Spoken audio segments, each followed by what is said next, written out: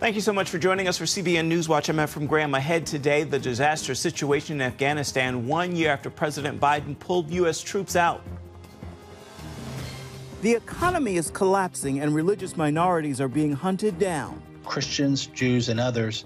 And it means basically they started tracking them down, going house to house with lists. And now that's put many of these religious minorities on the run. We'll look at the tragic situation in this desperate country. The Justice Department claiming classified documents were probably concealed at former President Trump's Mar-a-Lago estate. It's a likely attempt to obstruct the government's investigation. Online apps for Bible reading and devotionals are very popular, but they could be coming with a price. You're paying for it by turning and divulging this type of data in order to be have that data manipulated and turned into various predictive products. See what you can do to protect yourself. Bringing hope to the homeless, our Studio 5 conversation with recording artist Major as he and other musicians minister on Skid Row in Los Angeles. We like to nickname it Hope Row. Yeah, just to kind of give people, to elevate the way in which they see their current circumstance. And his final sermon at the church he founded. We'll hear what Rick Warren told his congregation at Saddleback Church. All those stories and more today on CBN NewsWatch. This is CBN NewsWatch. We begin this half hour in Afghanistan 1 year after President Biden ordered the U.S. withdrawal. Life under the Taliban rule is brutal. Since American troops pulled out last August, women's rights have vanished and religious minorities are in hiding. And even worse, Afghanistan's economy is in collapse and millions face starvation. CBN's Brody Carter brings us this story. In August of 2021, it took only 11 days for the Taliban to take over Afghanistan's government. That led to the chaotic exit of U.S. forces and Afghan allies. And now as the country struggles to live with next to no American protection, religious persecution and terrorism are two major problems plaguing the people there. Sights and sounds of desperation filled television screens and news outlets after the Biden administration attempted to quickly leave Afghanistan, as some 80,000 Afghans evacuated Kabul's international airport. And others tried to flee. The world saw how much the country had come to depend on American support during 20 years of war. Today, a year later, the Taliban, which promised an inclusive Islamic government, remains in power. That's not happening, however, according to David Curry with the U.S. Commission on International Religious Freedom. The Taliban is tightening their control. People have gotten the message, and they're using this to continue to look for people who are going to dissent from their Sharia law extreme medieval views. Since the U.S. departure, the country has experienced a health and hunger crisis due to a collapsing economy. Plus, years of progress in Afghan women's rights have seemingly disappeared. Curry says on top of all this, the Taliban and ISIS-K are hunting down religious minorities. Christians, Jews, and others. And it means basically they started tracking them down, going house to house with lists. And now that's put many of these religious minorities on the run. The Taliban has also allowed the country to become a sanctuary for terrorists. The intelligence community has been very clear to those of us on the Armed Services Committee that al-Qaeda and ISIS are rebuilding, and they fully intend to attack the West again. U.S. intelligence continues to monitor Afghanistan from afar, including a recent secret drone attack that killed al-Qaeda's leader, Ayman al-Zawahiri. You can read this either way as to whether it proves we can handle counterterrorism from long distance or whether it proves that trying to do so introduces new risks. It's probably a little bit of both. Even though America's longest ground war is over, the U.S. remains engaged in Afghanistan through a counterterrorism program called Over the Horizon. Whether or not it can prevent terrorists from remaining safe there remains to be seen. Brody Carter, CBN News. Here at home, the Justice Department says classified documents were likely concealed at former President Trump's Mar-a-Lago estate, probably in order to obstruct the government's investigation. The statement came in a response from the Justice Department opposing the former president's legal team's request for a special master to review the documents taken in the FBI search at Mar-a-Lago. The filing lays out the most detailed chronology to date of months of strained interactions between Justice Department officials and Trump representatives over the discovery of government secrets. In the bigger picture, the key question in the government's investigation: did the former president commit a crime? And if so, Could he face charges? It is possible that it could be an indictment from the Justice Department, but we don't really know that at this point. It's really an unknown. They haven't given any signals of whether they would do that or not. The investigation is intended to determine whether those documents under lock and key in Mr. Trump's home are worthy of an indictment. President Biden has unveiled a new proposal aimed at fighting crime and gun violence in America. The plan comes roughly 2 months before November's midterm elections, and some say the president's words don't match his actions. Charlene Aaron has that story. The president's Safer America plan includes more funding for police, but some in his own party still support defunding police, which has led to an increase in crime in Democrat-led cities across the country. During a speech in Wilkes-Barre, Pennsylvania Tuesday, the president made the case for his crime prevention plan. It's based on a simple notion. When it comes to public safety in this nation, the answer is not defund the police, it's fund the police. The $37 billion plan seeks to increase the number of police officers, crack down on violent crime, and invest in services that address root causes of crime. But in recent years, progressive Democrats have been calling to defund police departments. Cities that have done so have seen a dramatic spike in crime.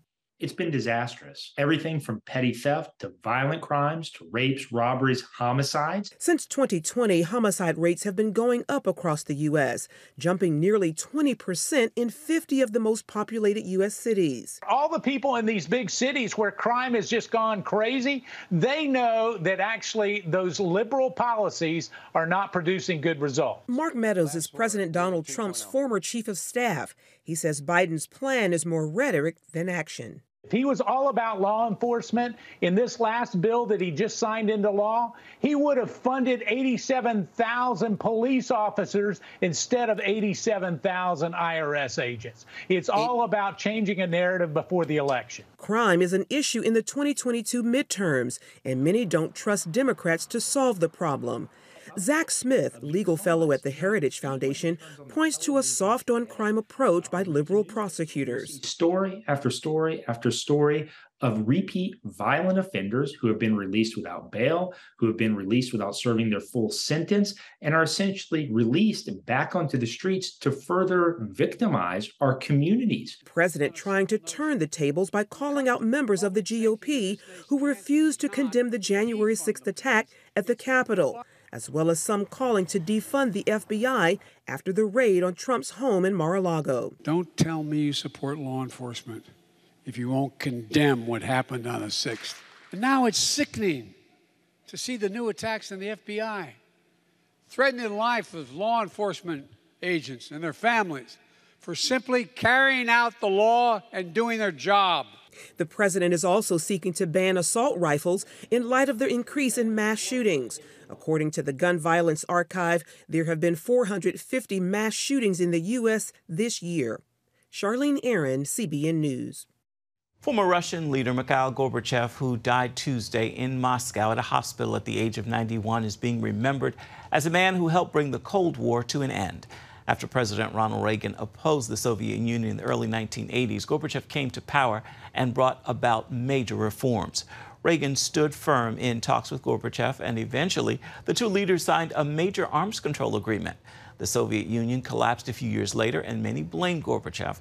But outside the country, he was honored for helping to end the long conflict between the Soviet Union and the U.S. as well as Europe.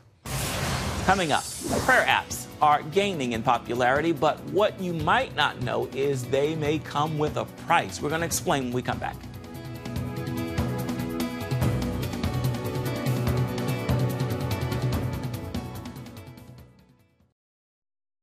Phone apps for Bibles, devotionals, and prayer are increasingly popular, but using them comes with a price. John Jessup explains the risks to our privacy. The popularity of religious apps on our mobile devices has surged over the past couple of years as people flock online to practice their faith. Entrepreneurs and investors also see this as a potential moneymaker. To use a biblical reference, where the harvest is plentiful. The thought of worship likely conjures scenes like these. As more churches and ministries go digital, my soul leaps. Worship also includes what we see on our mobile screens. There are certain trade-offs in that, is that not only do we get to reach the world for Christ and be able to share the gospel, but at the same respect, we're able to stay connected. But one of the parts that this conversation often stays is technology good or bad? And reality is it's kind of both. Jason Thacker writes about the intersection between technology and faith. He's finding while users enjoy the convenience of, say, reading the Bible on their phones, it often comes with the price of exchanging a trove of personal information. Meaning, in reality, users have moved from consumer to product. You're paying for it by turning and divulging this type of data in order to be have that data manipulated and turned into various predictive products, and those predictive products being sold to advertisers to get your eyeballs. And so that's why you have a free Facebook account or TikTok or Instagram or Twitter. With each download, we potentially give those apps sole discretion of just how much to collect. There is far too much temptation to abuse that. There's temptation to gather too much information, and you already have the information, so why not try to profit from it, or why not try to use it for other things? And as a Christian, I go back to right where it says in Scripture, for all have sinned and have fallen short of the glory of God. Early this year, Pray.com made headlines after an online news outlet highlighted that the company buys information from data brokers to build user profiles with personal details already recorded through the app, like someone's location. The article also noted that the privacy policy acknowledges it shares user information with third parties, giving the company the right to sell your prayers.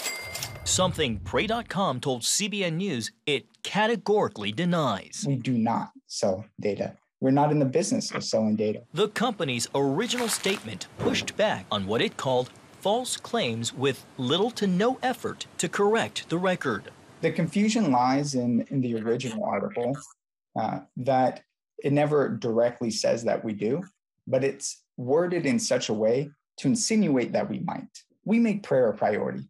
We're the #1 app in daily prayer. We help people grow their faith. Hey, Pray.com family, this is Drew Brees. May is Mental Health Awareness Month, so I'd like to share how we connect our faith to this. Pray.com, like some other for-profit faith-based apps, has also drawn scrutiny over big money investors. For Beck, a company co-founder, venture capital funding helps Pray.com fulfill its mission while allowing their financial backers to leave a legacy. Before us, there wasn't a lot of interest in religion because it was a little bit taboo. People were a little scared to venture into it. A lot of people were seeing the value that we can bring to the world, and they're wanting to do something beyond make money. So they were wanting to leave a legacy. And one of our vision is to create a world where everyone leaves a legacy of helping others. Still, cybersecurity experts say it's important to be cautious. From a technology standpoint, it doesn't matter if it's a faith-based app. It's still technology. Computers are completely agnostic. Okay, computers do not have souls.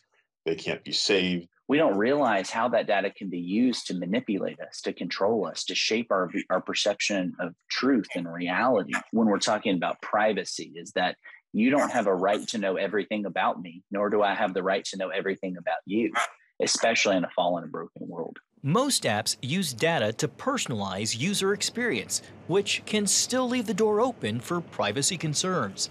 So, for better protection, Thacker says it's important to understand how technology is being used and to help shape the debate around privacy policy. That's where Christians can be involved.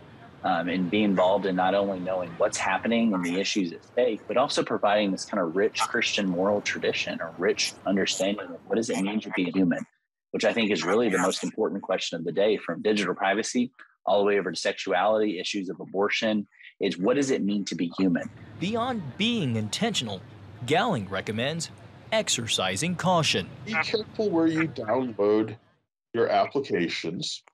And that's really the most that you can do, because people are going to be using these apps, and at some point stuff is on somebody else's computer. That's where you lose control of it. You can only really control what you tell them and what is on your own device. The issue of privacy protection is a hot topic, spawning fierce debate on both the state and federal levels. Unlike the European Union with the General Data Protection Regulation, only a handful of states like California enforce privacy protection, which means for now, each user should employ wisdom and be mindful of the apps they use and what they share. John Jessup, CBN News, Washington. Still ahead, Skid Row in Los Angeles. That's where Studio 5 found the Music Man, Major. He was there serving those in need and bringing hope to the homeless, along with Kirk Franklin, Maverick City Music, and more. We're going to hear what brought Major there right after this.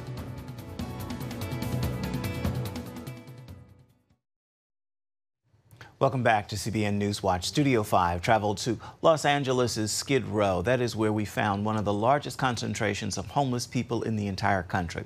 It's also where we found the Music Man, Major. He was there serving and helping to bring hope alongside Kirk Franklin, Maverick City Music, Judith Christy McAllister, and more. It is the perfect living demonstration of Major's latest single, Whole World in His Hands.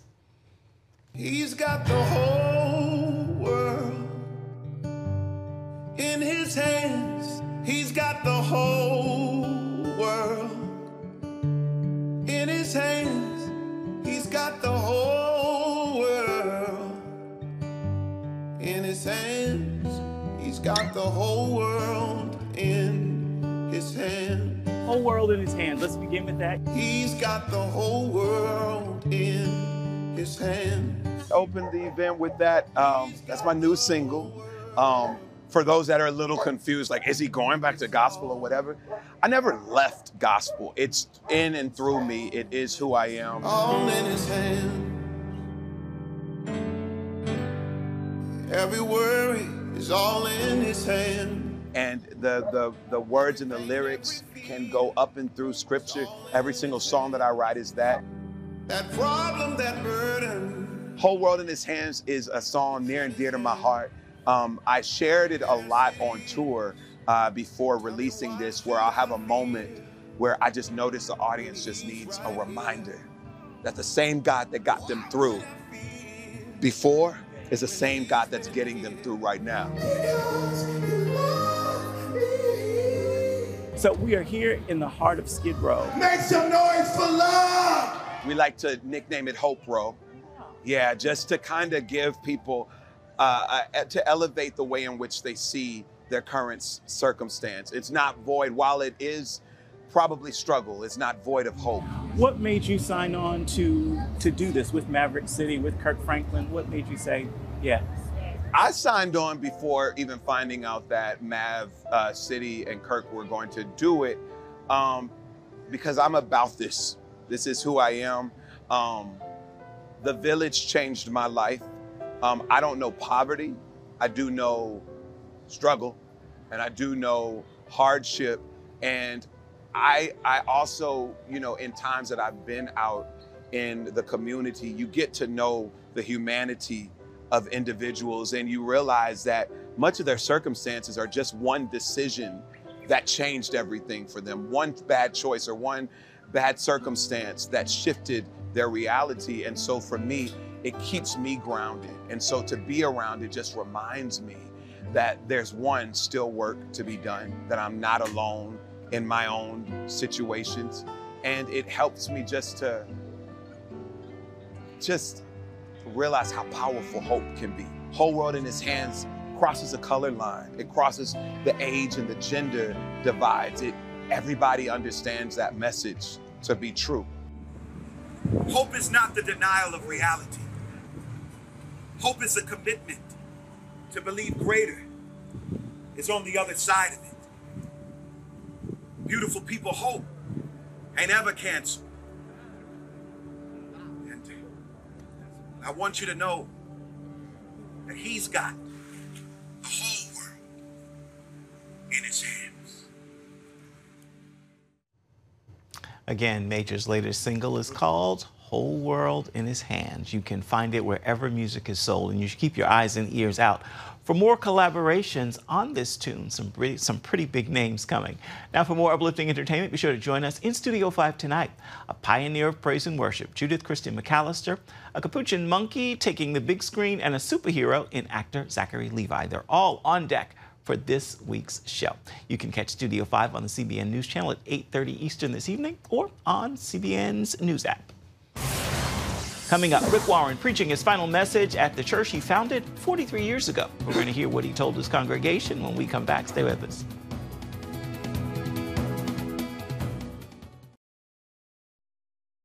Rick Warren, the founder and senior pastor of Saddleback Church, preached his final sermon to his Lake Forest, California congregation on Sunday.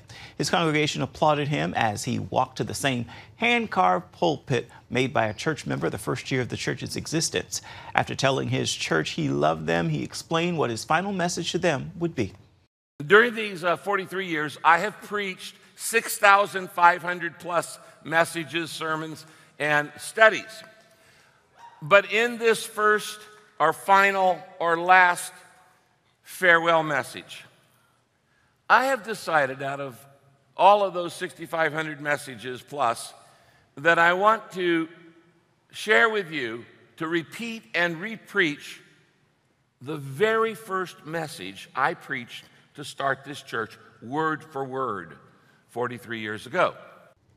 Pastor Warren urged the audience to invest their lives in something of eternal value, and he talked about success, saying success is not size. Success is changed lives. You can read more about what he had to say and the history of Saddleback Church at cbnnews.com.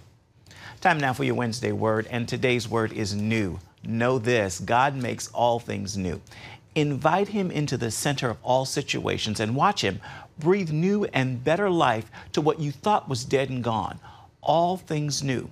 Watch God make all things new. With that word, make this a wonderful Wednesday, and be sure to have yourself a wonderful rest of the week. That is going to do it for this edition of CBN News Watch. You can always find more of our programs on the CBN News Channel at any time, as well as online at cbnnews.com. We'll see you right back here tomorrow.